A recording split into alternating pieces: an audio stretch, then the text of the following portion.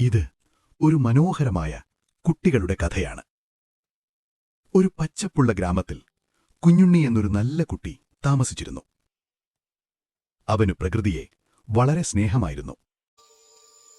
ഒരു ദിവസം കുഞ്ഞുണ്ണി കാട്ടിലൂടെ നടക്കുമ്പോൾ അവനൊരു വിചിത്രമായ മരത്തെ കണ്ടു. അത് ചിരിച്ചുകൊണ്ടിരുന്ന ഒരു മായാജാല മരമായിരുന്നു.